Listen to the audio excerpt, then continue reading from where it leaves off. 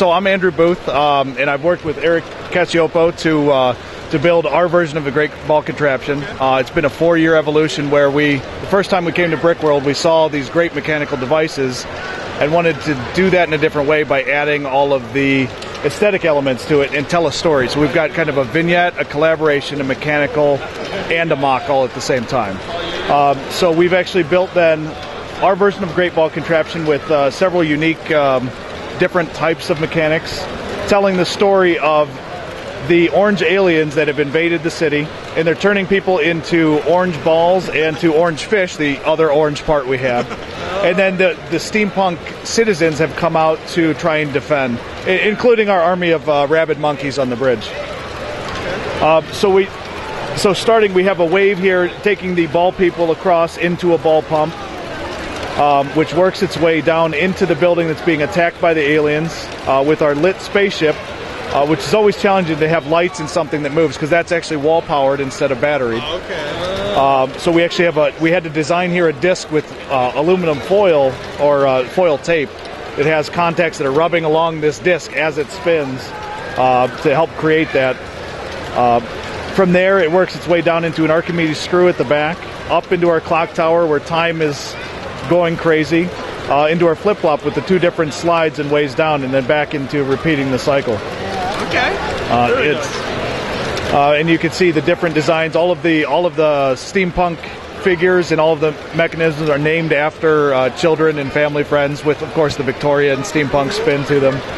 But really just hoping to try and keep in mind that, at the end of the day, these things are all for the kids, and they're seeing that, all this mechanical stuff, everybody loves the monkeys. It's the number one feedback that we get from the kids that see it. So it's nice to entertain ourselves, some of the other adult fans, but the kids also have a lot to look at, and trying to capture all those different elements at the same time with this. And also, we also like to have, there's no front or back to the display. It's designed to be seen in the round. So at every point, there's details and things to see, that no matter what angle that you are at the table. So when you were putting the display together, kind of planning it out, what was involved? Did you do a lot of sketching or just kind of delegating tasks to people? How did that work? So it's funny, it's been a 4-year evolution. Each time we revamped it was pretty much a complete teardown, but we had an idea that we wanted it to be 96 studs wide, 2 48 by 48s, and we could work with that general framework. In there, every year, then it was a lesson learned. We started with Zamor spheres because we like the colors better. You can tell stories. Cheaper on the aftermarket, somewhat.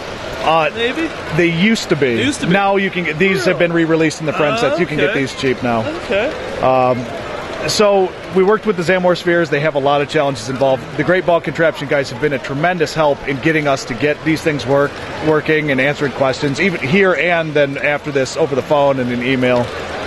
And then from there, it was just, we tried out, we'd see what would work. Some of the first ones, everything was like a solid building, and then we realized it needs to be modular. So this all comes apart. These are stored flat in boxes for the buildings. So it was more of a guess and check than a formalized plan. Sure. But we haven't agreed upon 48 stud wide major plate, and then we have 16 stud routing plates for all of our wires. So there are no wires that you can see in the display, but everything is routed through a wooden riser underneath. So we've got holes drilled in it, all the dials are in the back. So that's kind of our plan. We have a set place where the train tracks are going to go, how big these things are going to be, but then the idea is in future years, now that balls aren't flying all over the table, we are going to then be expanding, and we can widen this and add in other members of our club to collaborate, build other things, or even have things that we can just pick up and swap out, depending on the story we want to tell in any given show. Sure. Yeah, that's really cool. Now, you've got, along with the mechanical stuff here in the middle, you've kind of got some cool landscaping and stuff on each side. Do you find that's tougher for you than the mechanical stuff, or do you enjoy doing that part? So actually, it suits our personalities. I have a background more on the mechanical side, so I do a lot of the mechanical and motion stuff, and Eric is actually an art teacher, and he's really good at the finesse and the aesthetic of it. So we work really well together from that aspect, bouncing ideas off each other. But we both have our strong suits that complement in trying to get this done, to be able to have it move and have it look like, I hope like some of the great mocks that are here at the show. Playing to each other's strengths, right? Exactly. Yeah. Are there any other small little details you'd want to point out here that people might not notice at first? The idea is that we have lots and lots of those details. The fish, the half-melting person are some of the details that I really like. The train that's spinning around, the batteries are a little light now, but the eyes light up in there. And on the side, too, like there's a crack in the building where you can see the ball pump pushing the balls up. So I think those are the real major pieces, but everywhere you look, ideally we have detail, something else to look at to see that helps tell part of that story. I guess the one other thing I'd like to add is in the 3 previous years I've been to Brickworld, we received those minifigs, and those are hidden throughout. So we won one of those here. Some of the little giveaways some other builders have put, like the frog plane, that's in our display. The gumball machine is in here. You know, just a nod back to, because this all basically came from the help from other builders, the other fans, and the GBC people. So it's, you know, trying to play to that. And kind of a little bit of a nod to, you know, this only happens because of everybody here that's helped us, because we had no idea what we were doing when we started. Yeah.